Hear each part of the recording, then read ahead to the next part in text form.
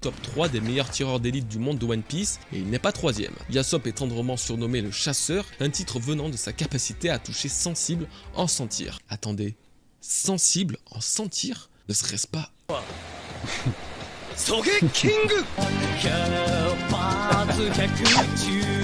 Et oui, cette notion de tir parfait a été faite dans la musique de l'alter ego de... Dinguerie, hein, le mec chante les exploits de son père qu'il a abandonné. Hein. Si ça, c'est pas de la pure frauderie, son père l'a abandonné, il chante quand même ses exploits. Non, arrête. Son fils... Arrête tout ça, arrête. Ce qui nous pousse à cette... Arrête, c'est noir, le sale. Arrête tout ça, par pitié, arrête. Réflexion, et si l'île des snipers existait véritablement, et ailleurs que dans notre cœur. Imaginez que c'est là-bas que Yasop a entraîné ses compétences au tir, lui permettant la prouesse de toucher 100 cibles en 100 shots. Que cette chanson de Usopp de Sniper King soit en réalité un nouveau foreshadow de ce dernier, sous-entendant qu'une telle contrée existe et qu'il devra peut-être passer par là pour devenir un brave guerrier des mers et peut-être surpasser le talent de son père. C'est au tour de Bonk Punch. Rions d'Usopp, rions. Et surtout, rions de Mihawk, rions. Et Monster, eux aussi l'un des anciens duos de l'équipage de Shanks qui n'ont été nommés que très récemment. Contre toute attente, ils sont les musiciens de l'équipage. Ah ouais? Ils se battent également c'est le mec qui vient de le découvrir. Ah ouais, je l'ignorais totalement. Ensemble. Oui, comme quand je fais les reacts. Même Rio, tu fais l'acteur. avec Monster. Monster,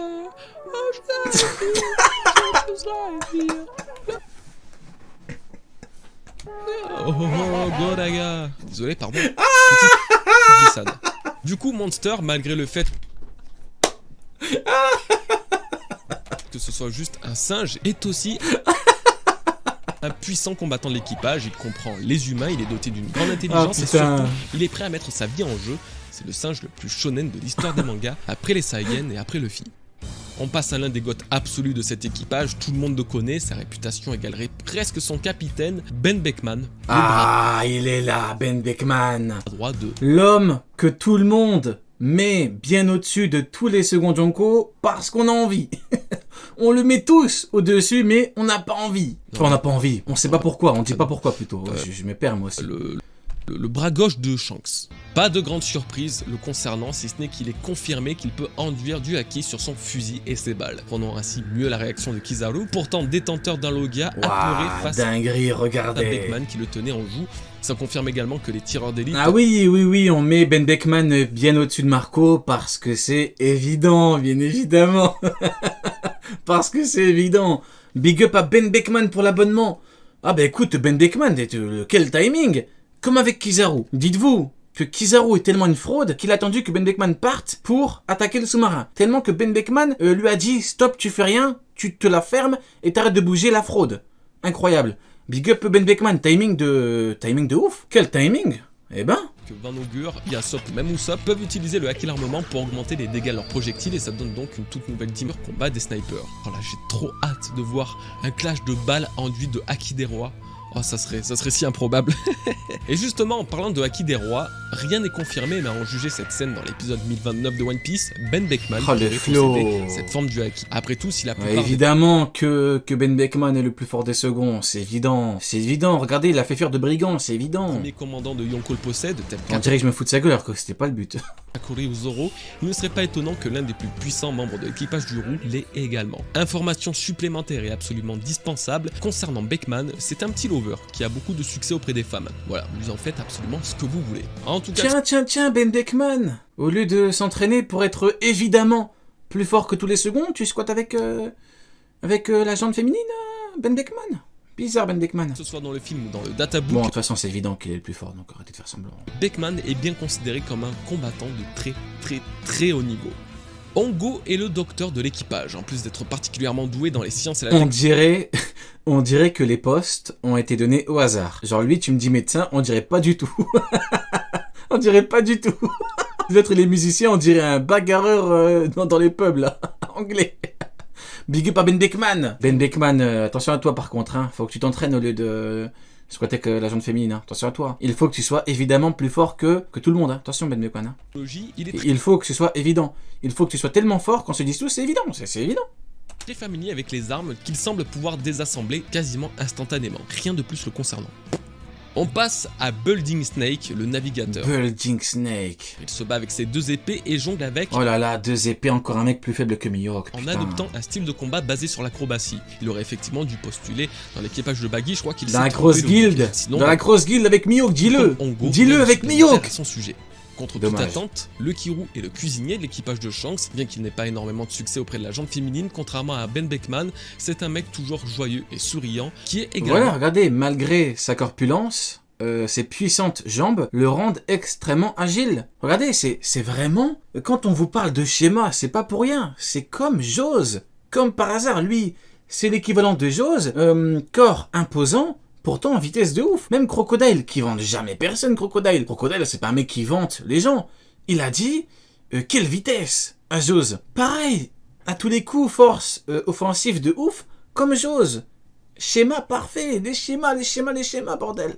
Shanks, 1 + 1 = 2, Shanks foudroie Mihawk rien qu'avec son Haki des rois. Pour cause, son style de combat est très particulier, il utilise son corps comme une boule de bowling. En s'enduisant de haki, il s'enroule sur lui-même et devient inarrêtable. Ah mais là c'est une blague, là, c'est Choji qui fait ça dans Naruto. Non mais là c'est une blague, comme une boule de bowling, comme Choji, non c'est une blague là. Ou alors c'est qu'une technique parmi 1000 autres. Là c'est une blague là, faut dire ce qui est là. Esquivable grâce à la force de ses puissantes jambes. Car oui, malgré sa corpulence... Mais s'il le fait en plus. Non, il l'a fait. Si, il l'a fait. Il l'a fait dans le truc. Si. C'est une dinguerie. C'est une véritable dinguerie.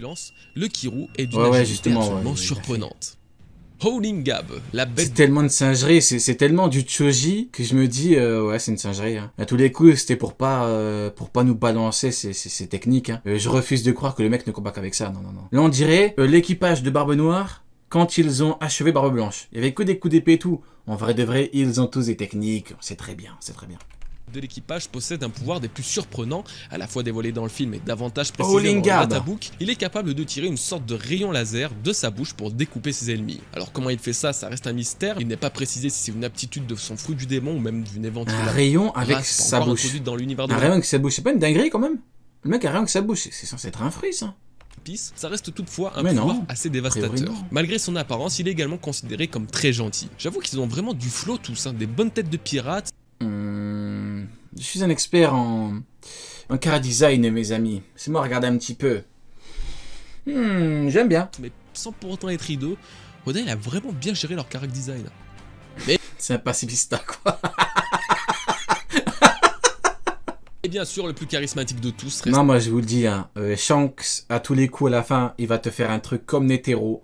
Les anti-Shanks, vous pouvez pleurer, j'en ai rien à foutre. I am not wicked in you. Il va te faire un truc de ouf à la fin avec ses mains, il va lâcher son épée. Il va faire un truc de ouf. Coup d'Haki des rois avec ses mains. Tout le monde va péter un câble. Et tout le monde va dire, oui, mais c'était évident. C'était évident que Shanks ne combattait pas qu'avec son épée. Oui, bien sûr, on a l'habitude. Là, tu leur dis... Combat sans épée, ils disent oui mais qu'est-ce que tu racontes, c'est un épéiste, c'est Soda qui l'a dit. Quand le mec va lâcher son épée, technique de ouf, on dit oui mais qu'est-ce que... Mais c'est évident, parce que sinon, Mihawk est plus fort que lui.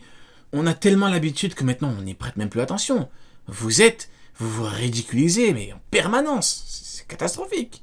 Le capitaine Shanks, c'est de lui qu'on va parler pour clore cette partie. La partie de Shanks... Non mais, c'est quand même étrange... que Roger, on ne l'a vu combattre qu'avec des vieux coups d'épée. Mais évidemment, là pour le coup on peut le dire. Évidemment que c'est étrange.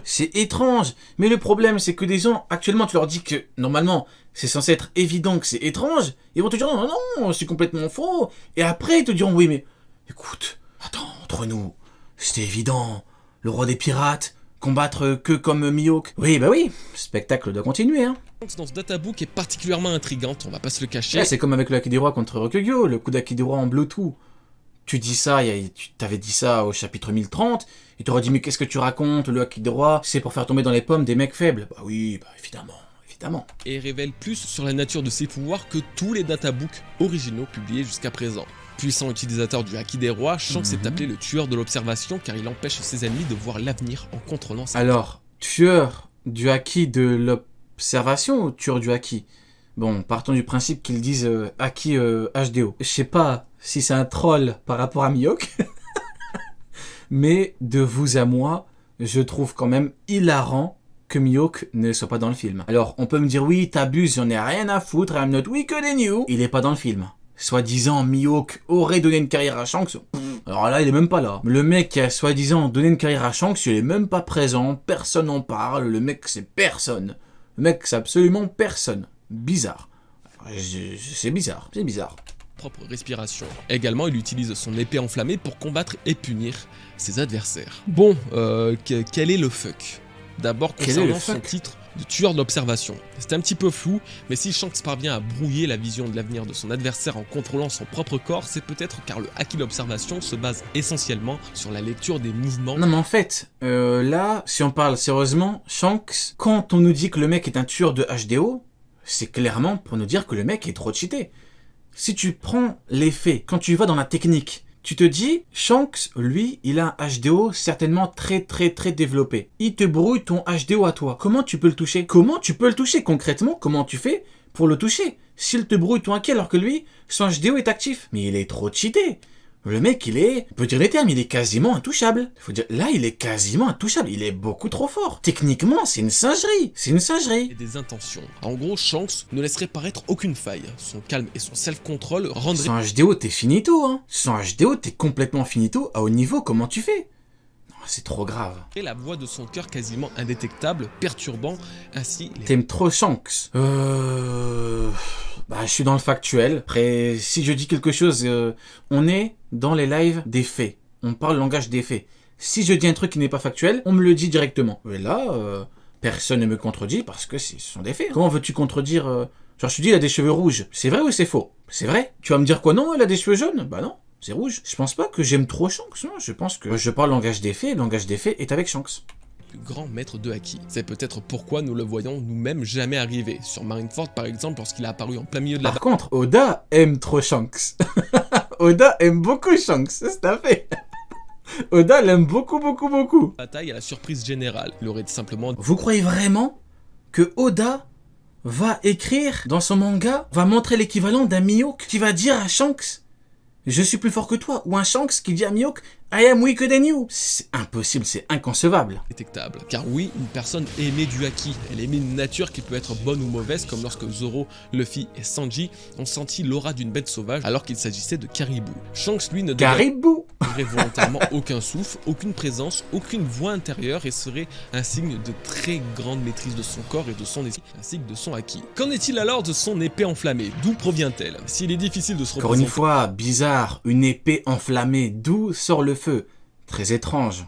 Une telle compétence, il suffit de bien prêter attention aux scènes de combat, incluant Shanks dans One Piece Red. Lorsqu'il semble utiliser une plus grosse partie de sa puissance qu'habituellement, l'épée de Shanks s'enflamme et devient apparemment absolument surpuissante. Alors, il est toujours difficile de cerner la vraie nature des éléments générés spontanément dans des attaques de personnages n'ayant pas consommé de fruits du démon.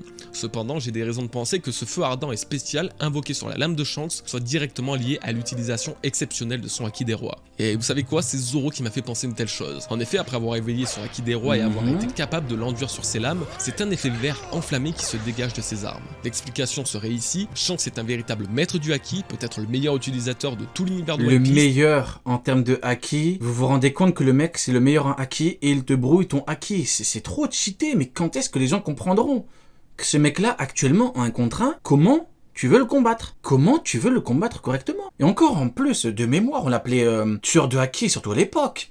Mais maintenant, j'imagine même pas à quel point cette faculté doit être encore plus... Non, c'est trop grave. Il aurait atteint un tel niveau que son haki des rois revêti sur son sabre révèle toute la fureur du personnage et prend un aspect enflammé comme jamais vu dans tout l'univers de One Piece. Et puis n'oublions pas que... Tu m'étonnes que Rokugyo il s'est chié dessus, mais mais évidemment. Qu'est-ce que Rokugyo peut faire contre lui? Je peux rien faire du tout. Son sabre peut parfaitement avoir un pouvoir très particulier à l'image de Enma, et ainsi amplifier le haki de son utilisateur, expliquant pourquoi Shanks ne quitte jamais cette arme. Ok, ça c'était de l'info, cette deuxième partie est terminée.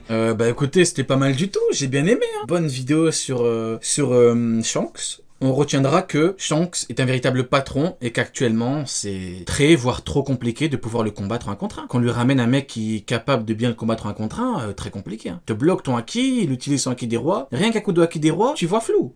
En plus, il te bloque ton haki, il te met des coups, il a même pas dévoilé ce qui fait vraiment de lui le GOAT. Il est trop fort Shanks. Écoutez, c'était pas mal du tout.